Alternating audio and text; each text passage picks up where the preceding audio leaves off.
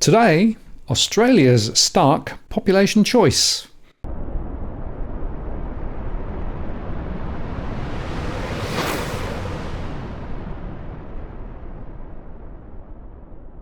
Hello again, it's Martin North from Digital Finance Analytics, one that is posts covering finance and property news. Well, there's a critical issue now on the table, and it relates to what the right level of migration should be.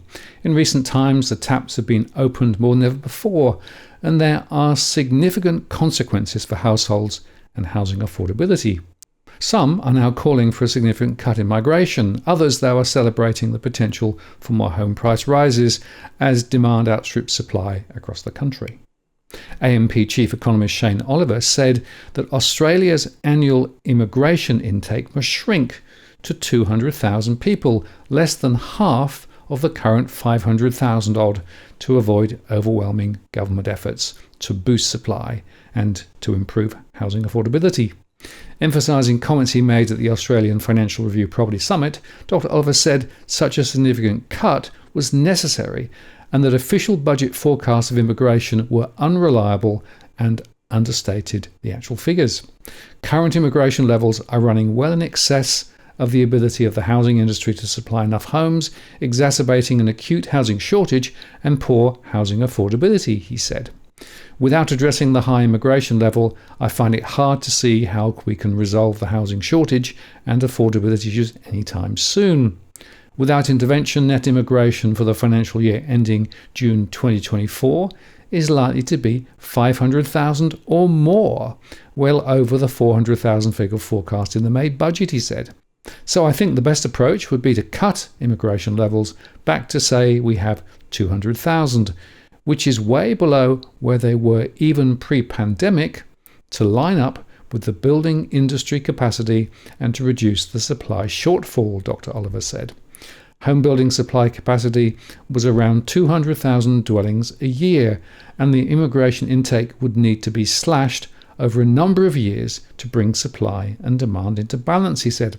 I think you need to slow immigration back to 200,000 a year, say over 5 years, to allow breathing space for supply to catch up, particularly with government programs to increase the supply of affordable and social housing, he said.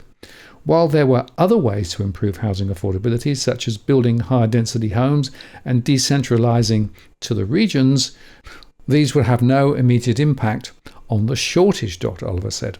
The target to build 1.2 million new homes over 5 years from July 2024, or 240,000 per annum, supported by 50,000 social and affordable homes, was a welcome solution, but it would be also challenging, he said.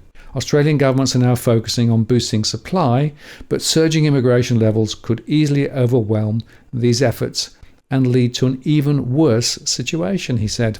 So it's impossible to escape the conclusion that immigration levels need to be calibrated to the ability of the home building industry to supply housing. This is critical.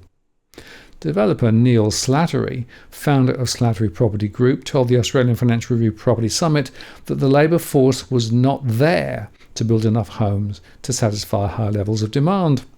If you have a look in Perth, for the last 8 years, we've finished around 13,000 homes, while the demand was 18 to 20,000, he said.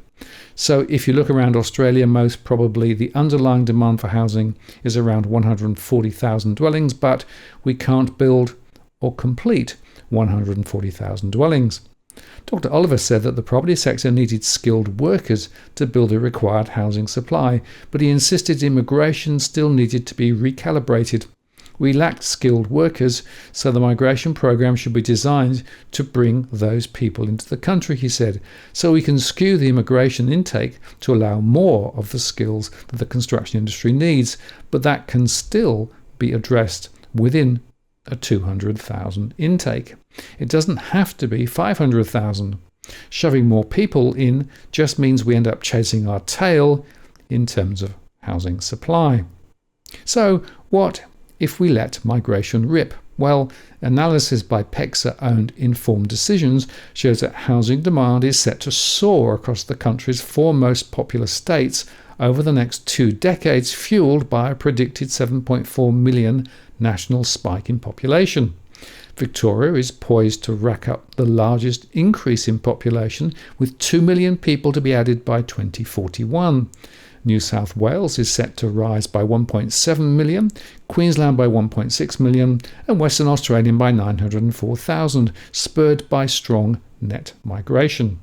Tim Lawless, CoreLogic Research Director, said housing markets in these states would benefit from the strong population growth, which could support price growth. Population growth is a proxy for either rental or purchasing demand, because all of those people are going to need a roof over their head, he said. So it will provide fundamental driver enhancing prices unless you see an appropriate supply response. Australia's population is expected to increase by 2 million people to 27.7 million by 2026. It will increase to 31.3 million by 2036 and jump to 35 million by 2046, or around 420,000 people per annum. Ivan Motley, founder of Informed Decisions, that's a wholly owned subsidiary of PEXA, the ASX-listed e-conveyancing platform, said population growth was a key driver for housing supply.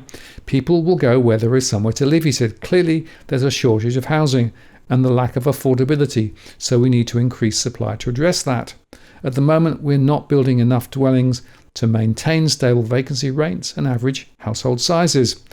Melbourne is forecast to add 1.6 million people during the same period, outpacing Sydney's predicted population growth of 1.2 million. Brisbane's population is set to increase by 974,000, while Perth is expected to gain 979,000. To meet the housing demand for those increases in population, an estimated 723,000 homes will be needed across Melbourne. Sydney will need an additional 582,000 homes. Across Brisbane, an extra 381,000 homes are required, while Perth will need another 340,000 homes. Melbourne's west, southeast, and the inner city are forecast to post the strongest population growth, with nearly 1 million people set to be added in the next 2 decades. The combined population growth, which accounts for 46% of Victoria's overall population growth, will require 422,000 additional dwellings. Within these regions, population growth is concentrated in certain suburbs, such as Mickleham and Cranbourne South. Aaron Powell, head of research at Investigated, said Melbourne was ripe for solid house price growth in the medium to long term, boosted by increased demand from strong population growth and its lackluster performance in the past few years. I think investors should position themselves in areas like Melbourne, because having a low price growth in the city that usually has a history of strong growth can actually be a good sign, he said. Prices have not grown much over the last few years, so they will start to look more attractive. And we're also seeing rental growth really pick up, and it's clear that the rental supply isn't there, so cash flow will be more palatable. In Sydney, suburbs to the southwest, including Blacktown, Parramatta, and the inner city, are predicted to rack up the strongest population growth over the next 20 years. An additional 572,000 people are poised to move into those areas, which would require an additional 267,000 dwellings. And meanwhile, the report predicts new housing supply will be built in Riverstone, Penrith, Leppington, Campbelltown, Gilead, Parramatta and Sydney City during the same period. And by the way, it's worth noting here that those areas are precisely the areas where mortgage stress at the moment is highest. So that's going to create an even bigger problem. So it's a simple choice, really. Are we going to dial back migration to get housing supply more in balance? Or are we going to let migration rip and force property prices higher, reducing housing affordability even more and creating more capacity problems wherever you look? And of course, we should also here be talking about the infrastructure that's required to support significant population growth and housing construction growth, which doesn't exist either. So to me, the choice is simple. Migration needs to be brought back, and quickly, towards a more sustainable level and held there for at least the next 5 years. Shane Oliver is right, and those spruiking more construction to solve the problem are wrong. I'm Martin North from Digital Finance Analytics. Many thanks for watching, and I'll see you again next time.